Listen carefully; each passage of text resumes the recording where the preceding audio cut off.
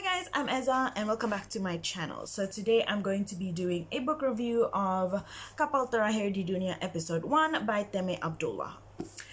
This is not going to be a spoiler-free review, okay? I have a lot of shit to talk about, so if you don't want to see a spoiler, review, don't watch this video, okay? I'm just going to go straight into my rants after I read the synopsis. So basically, Kapal Terakhir Di Dunia is about Arya and Anna, the last few people of the human species, basically, after an asteroid hit Earth and everybody is living in Bokor, which is a huge ass metal ship, I suppose. And so yeah, we follow Arya and his little sister Anna, and then Arya feels a lot of stress and pressure because he has to be like the main caregiver for his little sister Anna, especially since they have a very neglectful dad whose name is Vuk. So yes, cue scene. The first thing I dislike about the book, it's not even the first thing, it's like the main thing that I dislike about the book is the goddamn awful pacing. The pacing is absolutely fucking horrendous. Do you know when? Do you want to know when is the inciting incident? Okay? Usually in a normal book, the inciting incident is at the middle of the book, okay? Middle, maybe a few pages, give or take. But usually it's at the middle of the book. Something happens in the middle of the book that makes you go, oh my god, I'm so excited to read it, to continue reading it. But you know when the inciting incident happens in this book? Let me show you. Let me show you and show you a physical representation of when it happens. Page 272. From a book that's almost like 333 pages, 272 is when something actually happens. Look at this. Look at this. Look at how many pages I had to read to get to this. And then next thing you know, it's done. It's over. What the fuck is that? I am really going to call out the publication and the editor. Who edited this book? Who edited this book? Because honestly, I'm fucking pissed, okay? Who is the editor of this book? Who said that this book will be good as a trilogy? In my eyes and my opinion and my feelings, this book should have been a duology. Had this book been a duology, the pacing would have been saved, okay? The pacing would have been great.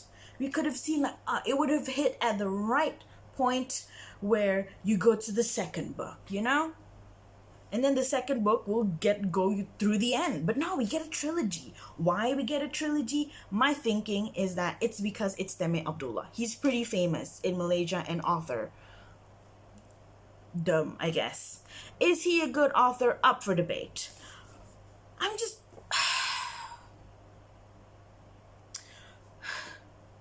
disappointed. I'm really disappointed. Why? Why is it a trilogy? Why is the pacing so bad? Who edited this book? Who gave it a green light to make it a trilogy when it would have done great as a duology? Yes, I'm being a hateful person.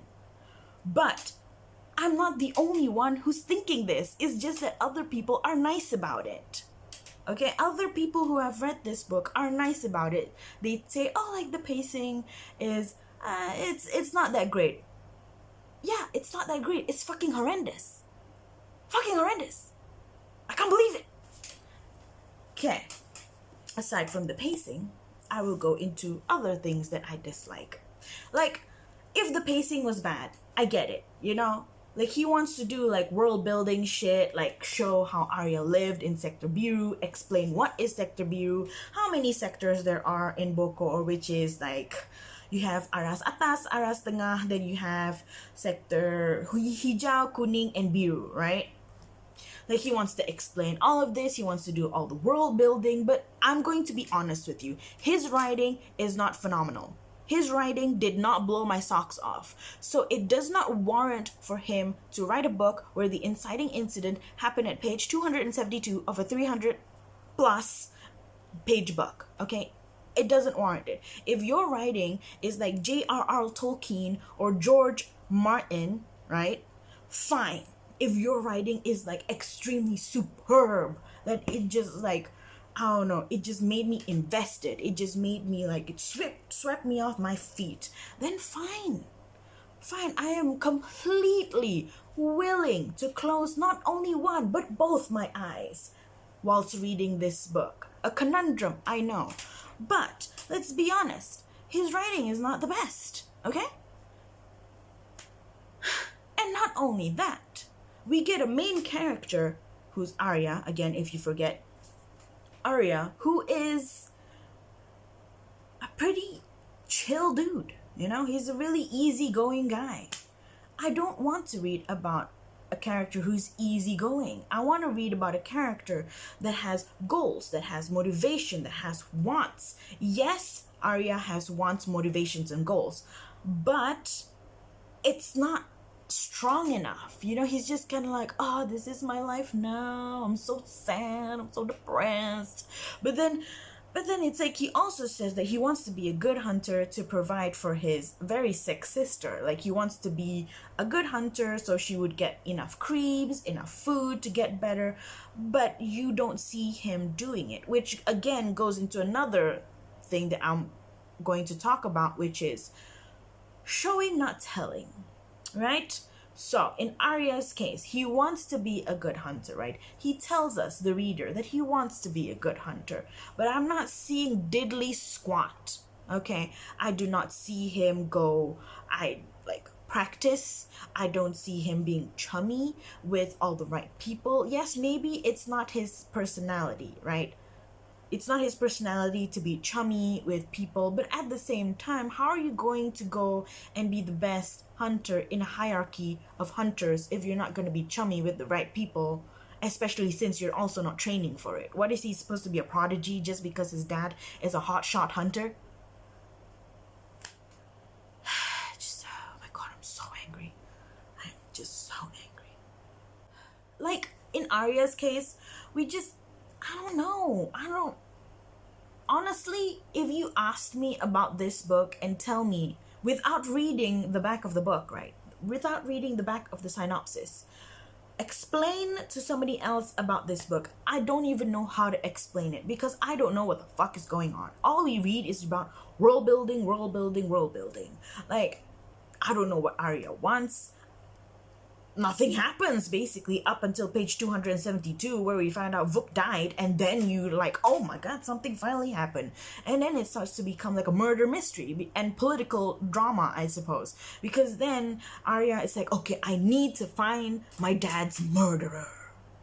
Then he has like a clear goal, he has clear wants, clear motivations. But other than that, for the other 200 pages, I don't know what the fuck's going on. Okay, another thing about the telling, like the showing, not telling, is the Mugor. Mugor is basically a zombie-like creature in the world of Kapal Terakhir Di Dunia due to the virus after the asteroid hit Earth. So in this book, I understand that everybody is scared of Mugor due to everybody talking about it, right? Due to the oral, is it? Basically due to everybody sharing about Mugor from generations to generations. But as a reader, I need to understand just exactly why and how Mugor is extremely scary. You telling me about it doesn't mean shit, okay? You can tell me Mugor is super strong, that, you know, he can bite off a goddamn shark face or something. But it's not gonna matter to me because I'll be like, okay, so what?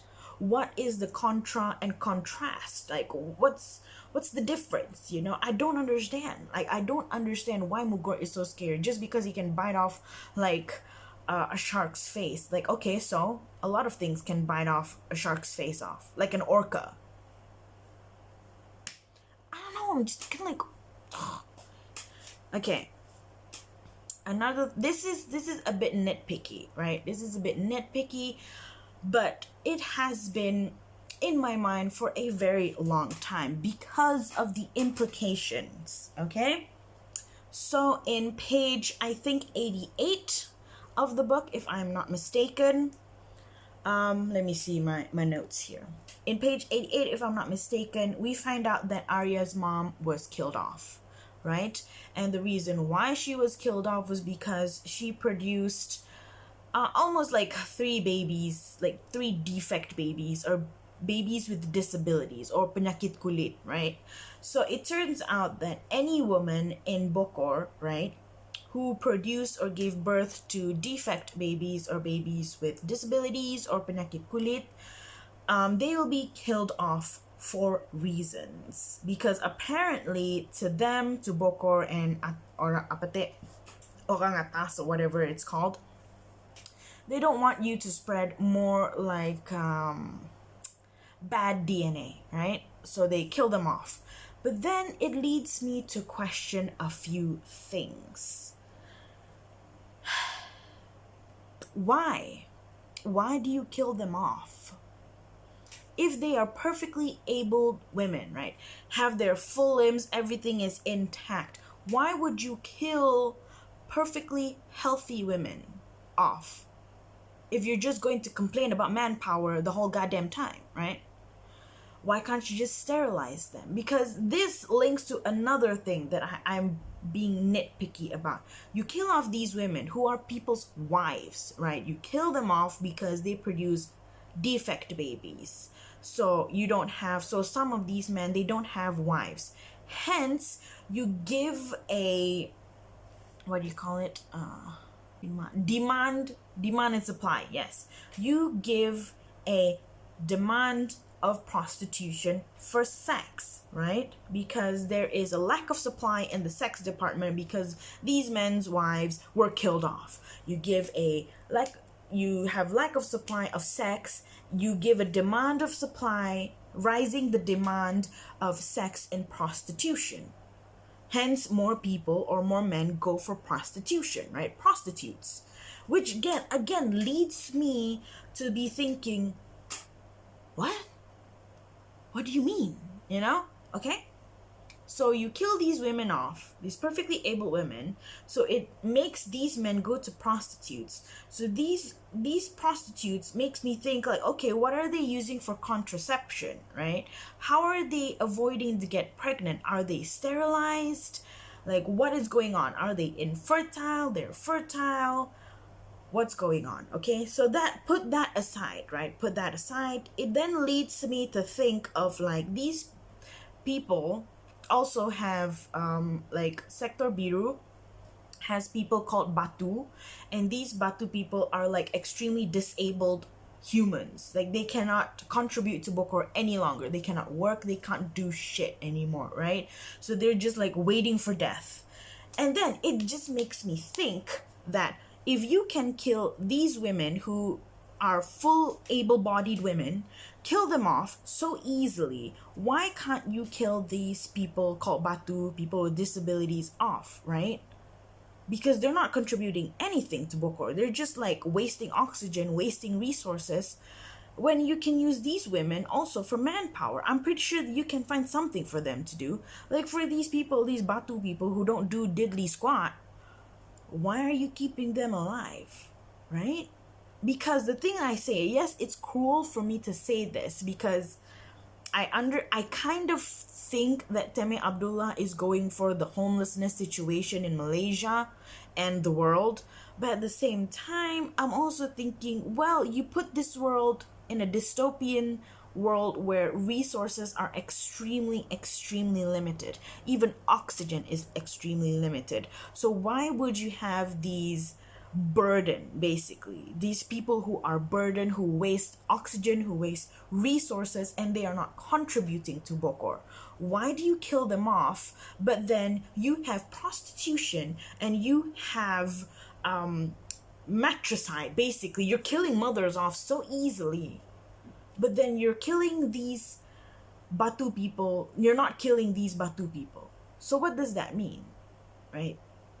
The implication is that either Teme Abdullah is trying to tackle the topic of sexism, or he is inherently sexist himself. I know this is a big claim for me to make, but the writing in his book makes me think that. Why would you so easily kill mothers off and have like rampant prostitution, but then people like the Batu people are allowed to live so easily when they're not contributing? Plus, a lot of people in Sector Biru always complain about like, hey, you're wasting oxygen, you're wasting so much oxygen, stop crying, stop protesting and shit. So if they're gonna complain about oxygen and how much they're using it, why don't they just kill off these people, these Batu people, especially since they're also homeless? And then this brings me to another question. Why is there homelessness in Bokor? Why? Because in Bokor, right, Teme Abdullah says that everything is controlled. From your kids to the population to the food you eat. So if everything is controlled, everything is just right, why is there homelessness? Because homelessness would mean that there is a surplus of humans over the homing situation, right? There's more humans than there are homes. But how could that be if everything is controlled, right? If everything is controlled, it should be equal. There should be enough homes for enough people. But if there are people who don't have homes, means that there are more people than homes. Which brings me to the fact of, why is there homelessness? Why? Is he trying to put all these things to make the book look cool? Like, rampant prostitution, kind of like macam the Wild West or something, like the saloons, or like, you have sex goddamn everywhere. But again, it sounds cool in theory, but the implication is that, what do they use for contraception? Are they using the pull-out method? If they are using the pull-out method, we all know that it is not 99% foolproof.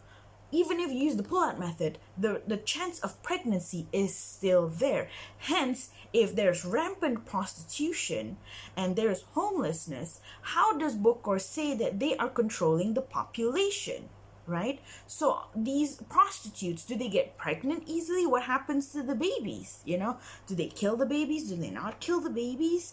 And then again, it makes me think about like these women who are killed off because they produce 3 defect babies. Because mind you, they have been living in Bokor for 517 years in Sector Biru. They are not allowed to interact with different sectors.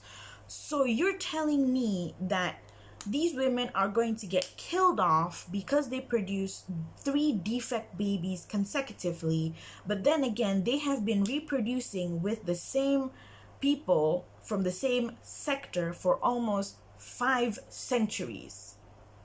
5 centuries, meaning there is lack of gene diversification, right? It doesn't make sense. So basically, you're going to punish these women for producing these defect babies, but then it's like, these people don't have gene diversification to even produce healthy babies. Because mind you, every sector absolutely cannot interact with one another. So they are going to just intermarry, one marrying another, meaning to say that everybody in Sector Biru are cousins, right? One way or another, they are cousins. Especially if, let's say, one man remarries another woman, remarries like a janda or something. They're gonna be cousins. There's going to be blood linked somewhere, somehow. But then so like I said just now, the implication is that either he is trying to tell me that he's tackling the subject of sexism but not properly, or he himself is inherently sexist. Because why would he put that so blasé? So easily he says, oh, there's prostitutes, oh, the mothers get killed. But then he doesn't address it properly, at least not in this book, which is why I truly hope he truly addresses it in the next 2 books. Because if he makes it so easily that women get killed, women are like disposable, what does that say about him? Gotta think that. And then, yeah, like I said, I know it's cruel for me to say that, oh, just kill all the disabled people, but you have to think, in this book, in this, world, it's a dystopian world where there is extremely limited resources. Extremely, right? So why would you take on the burden of taking care of these disabled people, but only to kill them slowly? Wouldn't it be better to just put them out of their misery? Editing as I hear, now I'm starting to think like, okay, what happened to the dead bodies in Bokor? What did they do with it? Is it going to be like that Chris Evans movie, where they're eating roaches or dead bodies? Truly, what happens to the dead bodies? Like Teme says, they're like, not really Teme, but Arya.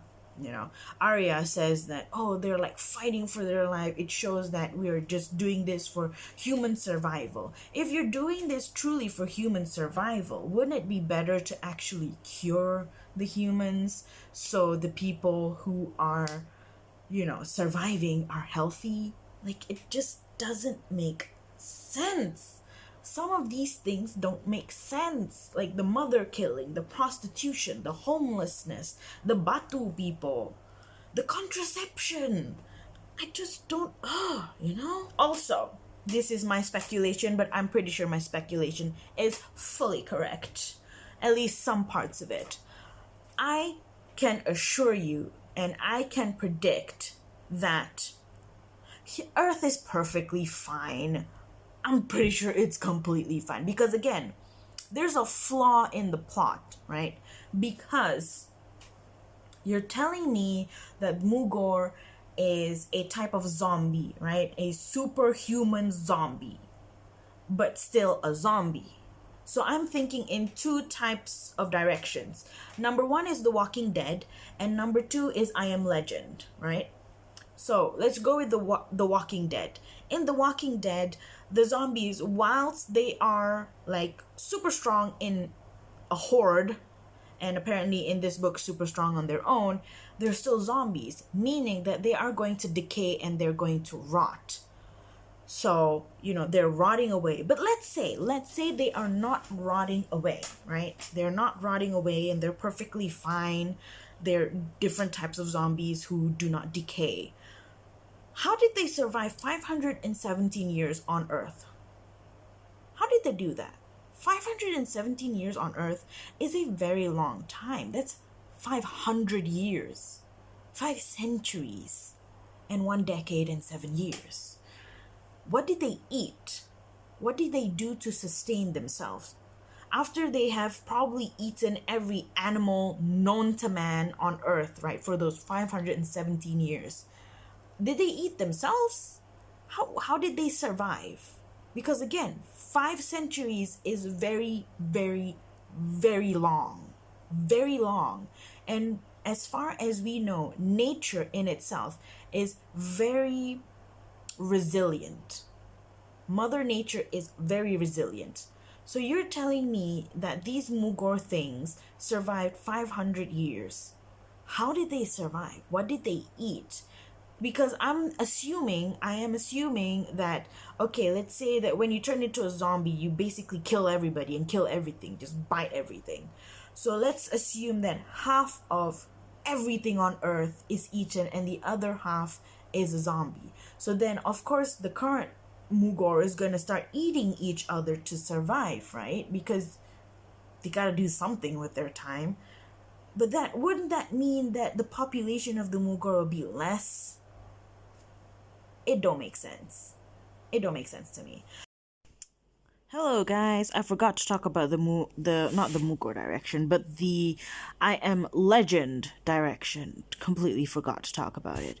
So basically in the I Am Legend movie, I haven't read the books. In the movie, Will Smith realizes that he is the only human left, and he realizes that these vampire things that are on Earth are sentient. They're smart. They make their own families and such. So they start to make their own communities, and that's when he realized that he is the legend. He is the monster. you know? So I was thinking that, you know, like maybe Teme Abdullah is going the I Am Legend direction, where these Mugor are sentient and they, you know, they have their own families, their own communities. Doesn't solve the whole food thing though. But then maybe he is going the I Am Legend route. But based on his writing, it doesn't seem like it. It seems like he's writing it like they're zombies. Like, you know, the zombies in The Walking Dead. Faster and better, but, you know, zombies. So if he's writing in the zombies, don't they decay? But yeah, basically I'm like thinking, don't they decay, and what do they do for food? Basically is my thinking. So yeah. Editing as out. So yes, my prediction is that Earth is going to be completely fine, and that the people from Aras Atas is basically doing this whole propaganda shit to control the human population, because not once but many times, especially in the second book, I didn't annotate the first book because I didn't buy the stickers, but I annotated the second one. You see this? These are all the tabs where I put where I see that the rules is put there for conquer and divide. You are trying to separate the three different sectors, so they won't communicate with each other. They won't communicate what they know, what they don't know. Because when you isolate people, it's easier to conquer and divide, and it's easier to control the flow of information. And based on the many books that I have read, I am telling you for sure, Earth is going to be fine. Earth is okie dokie. And Aras Atas people is basically using the flow of information to control the human population, because it's easier to do that when they are divided, right? And the reason I think this is because, come on, man, 1984, George Orwell. Even though I haven't read that book, I know about it, and that's how they do it in that book. So, yeah, so I guess I'm thinking it's supposed to be like that, but I know it's going to be like that. I just don't know the minor details for it. So, yeah, these are my thoughts on Kapal Terakhir Di Dunia episode 1. I am currently reading episode 2, and so far so good, I guess. I guess the one thing I would say that is a positive for this book, it's easy to read. And I am horrible in Malay, so it's easy for me to read. That's the only positive I can think of. Other than that, so yeah. If you hate my video because I'm being a bitch, sorry about that. I really just gotta put my thoughts out there because it's cathartic for me to share my reviews online. And yeah, I guess that's it for this video. Bye, guys. Hello guys, Editing Eza back in here again. I just realized after editing my video that I was just rambling about random shit.